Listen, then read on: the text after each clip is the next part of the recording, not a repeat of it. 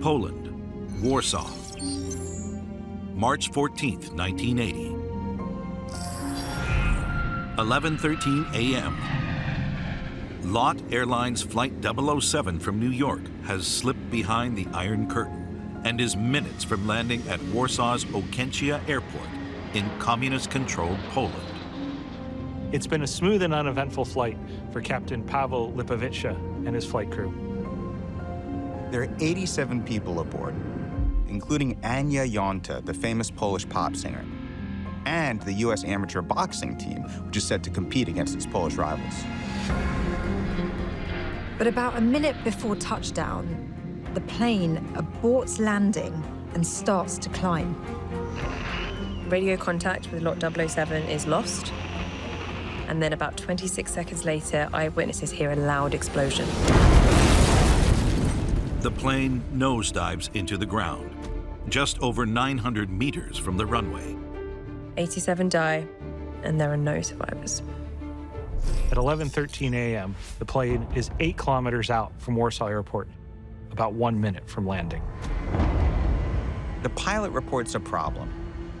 He says that the landing gear indicator light has not illuminated, meaning, as far as the controls are concerned, the landing gear has not come down. So the pilot requests a go-around so that from the tower they can use their binoculars to check whether the undercarriage is down. But something goes badly wrong. And 26 seconds later, everyone on board is dead. What happens in those missing seconds? LOT Flight 007 is destroyed on impact. The Russians manufactured this aircraft. After the crash, they immediately blame pilot error. But this doesn't fit the physical evidence. There's a photo of a piece of fragmented metal found 2 kilometers from the wreckage site. That piece of metal must have fallen off while the plane was in flight before it crashed. This is clearly mechanical failure, not pilot error. Another photo shows 2 other pieces of metal found by searchers. All 3 of them fit together to a circular piece, a turbine disc from a jet engine.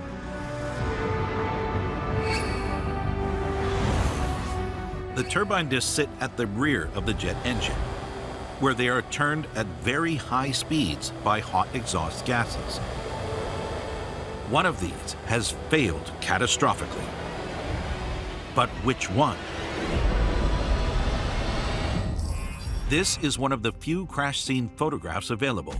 It shows one of the engines. It's pretty shredded and held together by the outer pipework. This is engine 2, and according to sources, crash investigators find critical evidence on it. One of the turbine discs is missing. It appears this disaster begins with the disintegration of engine 2. But this is a 4-engine jet, and the IL-62 can fly perfectly well on just 3 engines. So why does it fall out of the sky? At the time of the disaster, the plane was executing a go-around. If you have to execute a go-around, you need to open the engines to full throttle. But that doesn't match the crash site evidence. There's a photograph of the wreckage, and it shows the throttle controls. All 4 throttles should be at full power, but 3 are at low power or idle. What that tells us is the pilot had pulled back power on 3 of the engines. That tells us something was very wrong with those engines. A clue to this multiple engine problem may lie in their unusual positions. In an Ilyushin 62, they are on the tail. Because the engines are very close together, it's much more likely if there's a catastrophic failure of one, the others will be damaged. Reported evidence from the crash site suggests that engine 2 fails first. We already know from the photograph that the turbine disc is broken into 3 pieces. In the plane's NK8 engines, the disc that breaks is routinely spinning at up to 13,000 RPM. At the rotational speed of that engine, those pieces of the turbine disc are going to shoot out like shrapnel.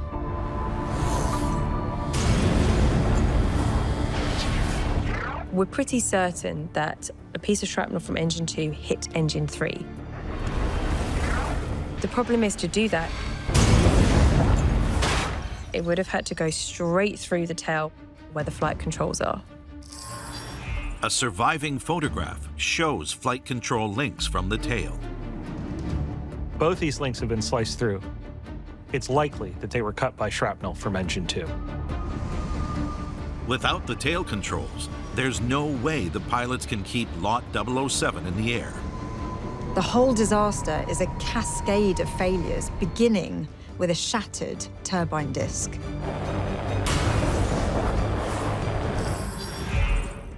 From the Polish perspective, they want to blame the Russians, that it was a manufacturing error, it was inferior metal, something like that. But from the Russian side, of course, they want to blame the Poles. They want to say that Lot conducted a repair incorrectly. But new information has recently come to light. By 1980, Poland is in deep, deep financial trouble. And it turns out that Lot has been using these engines long past their service life. The reason being that rebuilds are very, very costly. According to documents from the Russian manufacturer Kuznetsov, the service life of the engine was 5,000 hours between major overhauls. The engine that failed, number 2, had run for nearly 5,500 hours. We now have enough information to piece together the likely final moments of Lot Flight 007. March 14th, 1980. After an uneventful transatlantic flight, Lot 007 is on final approach to Warsaw. But when the landing gear is lowered, the light confirming it is down and locked does not come on. The pilot requests a go-around to check the landing gear is okay. But as soon as the engine power is increased to maximum thrust, the turbine shaft breaks. The turbine overspeeds, and the disc shatters under the massive centrifugal forces. One piece goes outwards and damages engine number 1, while another piece goes inwards towards the fuselage. It cuts through the flight control cables and rods in the tail before destroying engine 3. Without control of the elevators and rudder in the tail, the pilots have no way to control the plane, and it falls out of the sky.